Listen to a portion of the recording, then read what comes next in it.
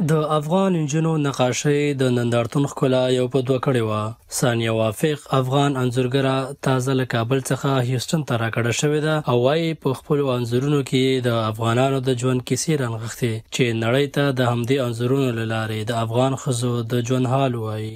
البته تمام نقاشی‌هایی که من امروز در اکزیبیشن داشتم تمام نقاشی‌ها بسیار خوب پذیرفته شده و برشان بسیار جالب بود از اینکه امو احساس و امو فیلینگ را که من البته در نقاشی خود انداخته بودم امو احساس واقعا برشان جلب توجهشان کرد و زیادتر خواستار معلومات بیشتر درباره مردم افغانستان شدند. بل افغان انځورګره خالده سرحدي د هرات ولایت څخه راکډه شوې او وایي چې انځورونه یې په میناتوري صوب جوړ کړي او د امریکایي هنرونو څخه بیخي جلا دي.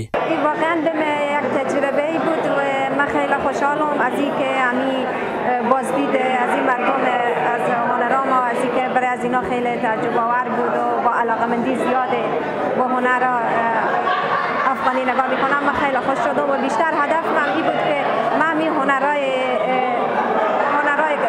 کشور خود به این مردم بشناسونم و اینا با همین هنر ما آشنا بشن. په نندارتون کې د یوې زړې افغانې ښځې انځور تر ټولو په لوړه بیه وپیرل شو. دا انځور د یوې بوډۍ مور چې په جنګونو کې خپله کورنۍ د لاسه ورکړې ده د ژوند کیسه کوي.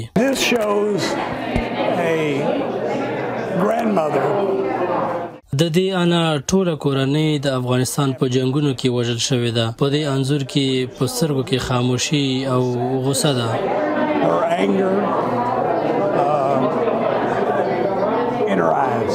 د نندارتون مسؤل وایي چې د انځورونو څخه ترلاسه شوې پیسې به نیمایي انځورګرانو ته او نورې به یې خیریه بنسټونو ته ورکوي. موږ د ټولې نړۍ څخه انځورګران لرو. موږ د کیوبا، عراق، سوریې او افغانستان څخه انځورګران لرل. دوی ډېرې نه باورونکې کیسې لري. دوی دا وښوده چې خلک یې څومره غښتلي دي او تاسو یې په انځورونو کې لیدلی شئ. دا ډېر په زړه پورې دي. په نندارتون کې د افغانستان برسیره د عراق، سوریې او نورو جګړه ځپلو هیوادونو انځورګرانو هم خپلې هنري ټوټې ایښې وې. بشیر صافی د امریکا غږ آشنا تلویزیون هیوسټن.